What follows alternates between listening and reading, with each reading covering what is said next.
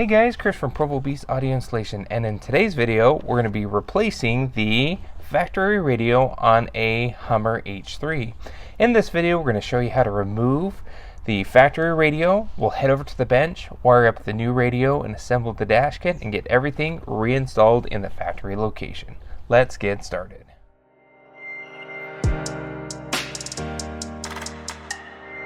So the first thing we need to do is get this radio on out. Now it's actually not too bad. This whole bezel is just held on with clips. Then the radio itself is held in with 4 7mm bolts or 9/32 bolts. So what we're going to do is take a vinyl panel tool and we're going to start popping the bezel out from around the radio.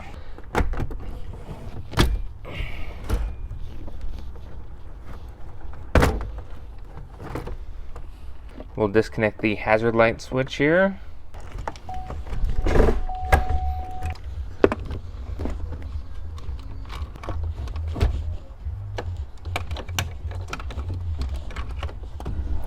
Okay, I have left the last harness here because the last harness has our airbag in it. So what we're going to do is roll this forward and we're going to actually turn off the car completely before we remove the airbag harness because we don't want to trip the light on the dash.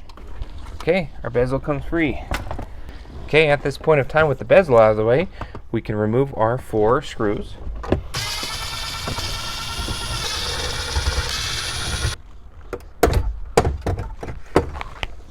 Disconnect your harnesses. Get your antenna, your primary plug, and your secondary plug. Okay, so with the radio on out, let's head over to the bench and show you the parts we need to reinstall an aftermarket unit. This video is sponsored by Crux Interfacing Solutions, an excellent location for radio replacements, camera interfaces, and more. Check out cruxinterfacing.com to start planning your next install today. Okay, so we're here at the bench. The parts that we're going to need for our radio replacement in our Hummer, first and foremost, is the radio that we decided to go with. Now this is a nice Sony refurbished unit. It's an XAV AX100. Essentially this unit has a volume knob, which is super nice to have, especially when you don't have steering wheel volume controls. It has Apple Carplay and Android Auto, so a great unit for the price. To accommodate this unit in the factory location, what we're going to be doing also is using a dash kit. Now the kit for this vehicle, it calls for the 953304 by Metra. And for the wiring side of it, we need this smart harness by Crux. It's the SOCGM-17C. Essentially this radio harness adapter allows us to retain a lot of the factory features while adding an aftermarket radio. So super important. This version does not retain steering wheel controls because we don't have them. So we don't want to pay for extra features that won't be utilized within the harness or the radio in the vehicle application. Now it also calls for an antenna adapter. This is the Metra 40-GM10. And then finally, because the USB is on the back of our radio, for easy and simplicity of connecting CarPlay and Android Auto wired, we have a flush mount adapter. It's a USB flush mount adapter. We'll put this into the dash bezel to allow us easily connect our phones to the radio while retaining kind of a factory look. So what we're going to do is actually go ahead and get the harness out of the box and grab our Sony's radio harness, strip both ends, and start matching up colors. We're going to be soldering today, but you certainly can use crib caps or butt connectors if needed to connect those wires together. And then after that, we're going to go ahead and assemble the kit onto the radio. So with the harness now pulled out of the box and ready to go, we pulled off the pre-cut ends, which was super nice, twisted those wires together. And then on our radio side, this happens to be a Sony, we stripped the ends as well to prepare the same exact thing. What we've done also is slipped heat shrink up and over our wires, so when we solder these together and those connections cool, we can move that tubing up and over those connections and would shrink it down with a heat gun. So we'll get started.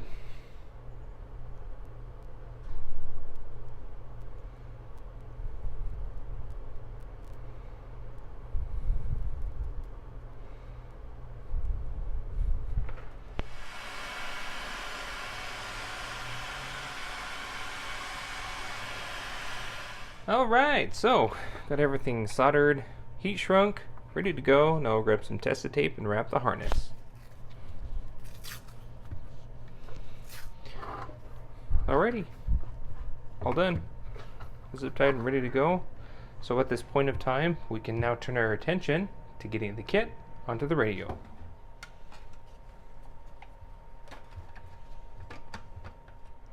Okay, kit's all on. Now, to determine what's upside down and right side up here, the right side up side has the rounded bezels at the top. The bottom side, they're a lot more square.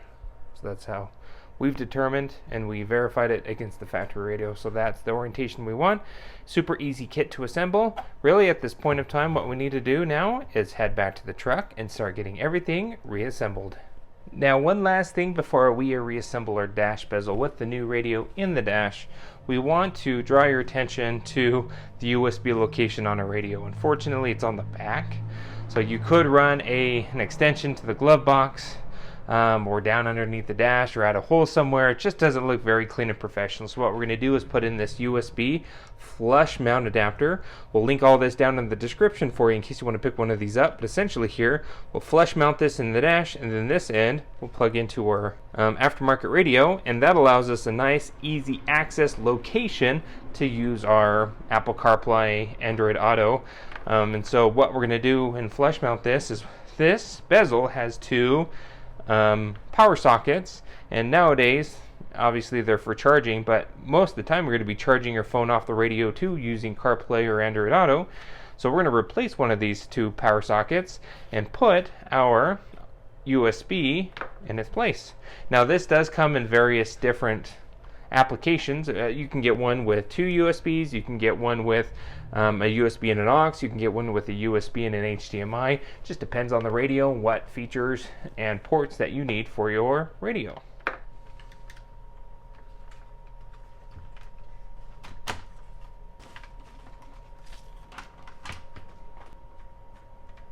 Okay, so we got our USB all mounted. We actually went ahead and also added some hot glue up and around the mount, just because these are known to kind of work themselves loose over time. And down the road, if the owner wanted to go ahead and put the power socket back in, we need this removable. You can actually pull away the hot glue if needed.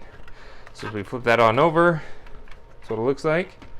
Nice little flush mount. Should work great. Now if your radio comes with a Bluetooth mic, we mounted ours on the 8-pillar, run it up down, and then ran the wire back behind the seal here.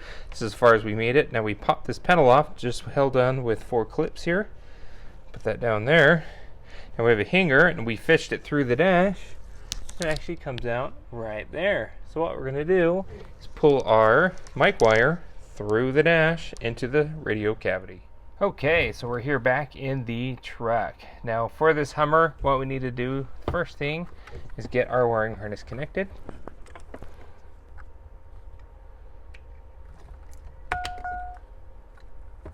Okay, well, chime, let us know it's working. Okay, let's grab our antenna. And finally, let's grab our radio. Now our USB is mounted within the bezel, so let's make sure this is down below so we can get to it. But we need to mount up our radio.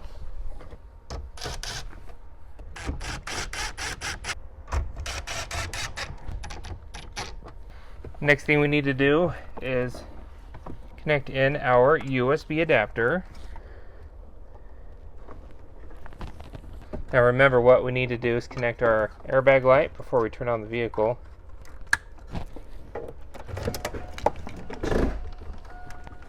Reconnect our harnesses here.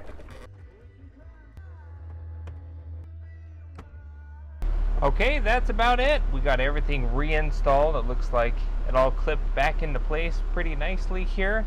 So if you have any questions on what we did here, go ahead and post a comment below. If you want to see this radio unboxing, we did one a couple years ago. We'll throw that video link down in the description for you in case you want to see more of this Sony in depth. Also, we're doing a backup camera on this Hummer, so if you want to see that video in action, we'll have a link in the description as well as a card up above. Thanks guys for watching. Be sure to hit the like button like I said, and don't forget to subscribe. We post great content on the channel all the time, and we will see you in the next video.